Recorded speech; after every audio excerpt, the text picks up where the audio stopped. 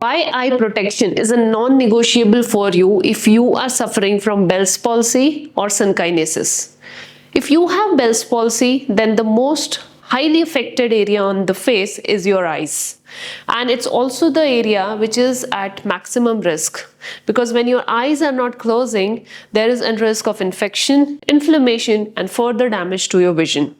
And that's why I say this again and again, that eye care is a non-negotiable for anyone who is suffering from facial paralysis due to Bell's palsy.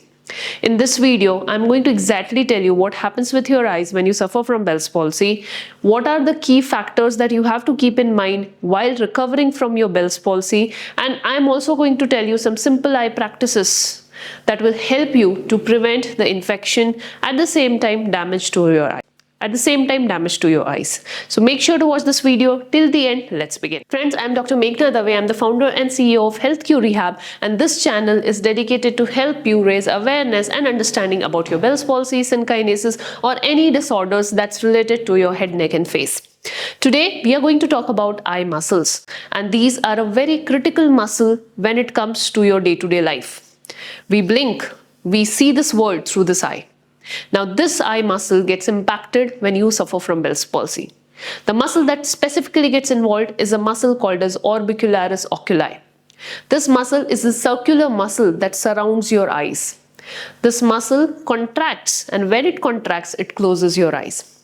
Now, imagine what happens to this muscle when it gets paralyzed. It will stop contracting. Now, when the muscle like this which stop contracting, which is responsible for your blink, what will happen? You will lose your blink reflex.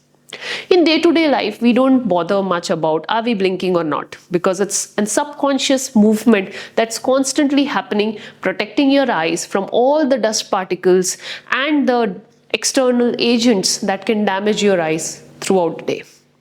Whenever you blink, there is an lubrication that's happening on the eyes which protects the film of your eyes, preventing you from developing major and serious eye infections, which usually gets impacted when you suffer from Bell's palsy. That's why if you cannot close your eyes completely, that should be your priority number one. Your facial nerve controls blinking, and when your facial nerve is affected, you lose your control of blinking, which will dry out your cornea, will lead to irritation, infection, and further shortening of your eyes. It will give you tearing from the eyes, especially when you are not even willing to, or else when you are eating or chewing something.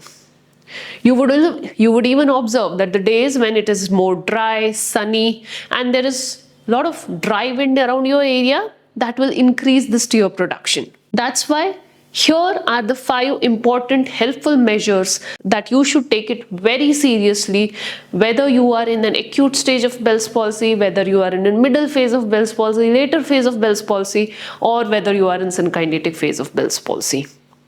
So, measure number 1 here is make sure to give some warm compress and breaks to your eyes. What do I mean by that?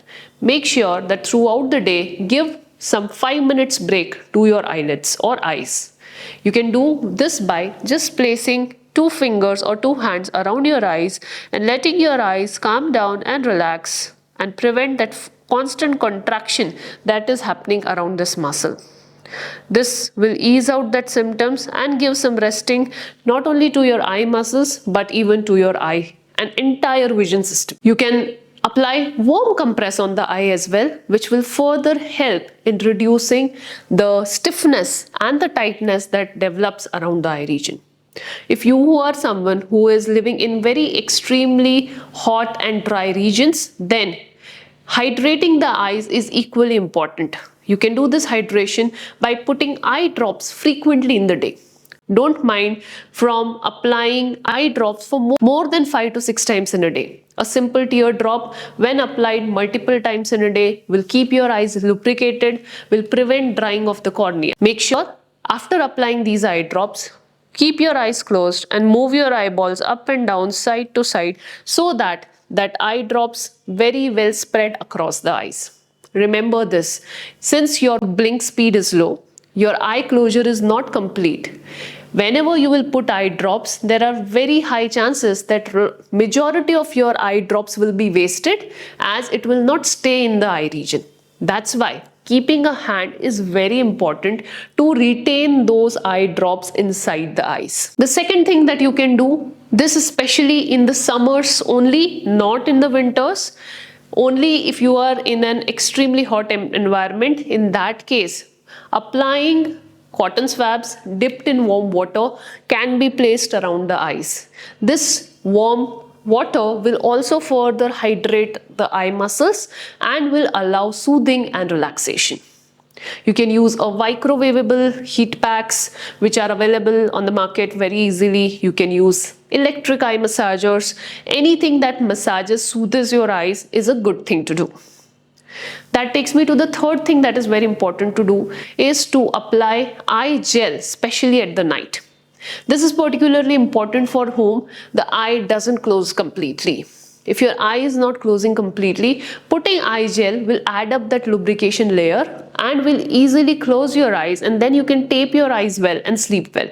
This will keep your eye muscles stretched and it will prevent the contractures that usually develops around the eye. Patching and taping of the eye is extremely important. By patching and taping the eyes, and in case if you are in the late stage of Bell's palsy where you feel that the eye is now closing completely, placing a small weight in the form of a small pea or else a small piece of pulse and putting it on the eyelids and just securing that with a tape adds a little bit of weight on the eyes, which helps your eye muscles to pull down when you are keeping your eyes closed. The way the upper eyelid is important, equally the lower eyelid is important. We have observed in majority of cases, it's the lower eyelid muscle which does not contract and lift upwards. In that case, you need to do facial retraining exercises specifically for your eye muscles so that you can develop and improve the movement of the lower eyelid. Here you might need to do different form of activity and exercises that helps to improve this eyelid movement. If you want to learn these practices, make sure to reach out to us so that we can help you out. Not all exercises are fit for everyone. That's why certain exercises we just don't show in this public forum, because we are scared that it can be done in the wrong way and can do more harm than good. It's always wise to get evaluated and learn the right technique of exercise that suits you at the right time of your recovery stage. That takes me to the next point, which is wearing protective glasses outdoors. Whenever you go out, the environment is beyond your control. Any dust particle can just come to your eyes. It could be more windy, or there could be an object exposure or radiation exposure or even sunlight exposure that forces your eyes to contract further. All of this harms or make things difficult for your eye muscles to progress. By wearing a proper sunglass will prevent that further squinching of the eyes and will allow your eye muscles to stay relaxed. So take that extra caution of wearing sunglasses whenever you step out. And last but not the least, make sure that you avoid your screen times. The more screen time you have, the more strain is being put on your eye muscles. That's why make sure to take frequent breaks when you are in a profession that involves a lot of screen time. So friend, these were the 4 important steps or practices which are non-negotiable for you when you are recovering from your Bell's palsy related eye weakness. Remember this, eye care isn't optional. It's a non-negotiable thing that you have to do to protect your eyes from further damage. I hope this video was helpful for you. If you want to know more about us, you can scroll through our channel. There are tons of videos available around Bell's palsy and synkinesis. On that note, I'll end this video here and I'll see you in another video. Thank you.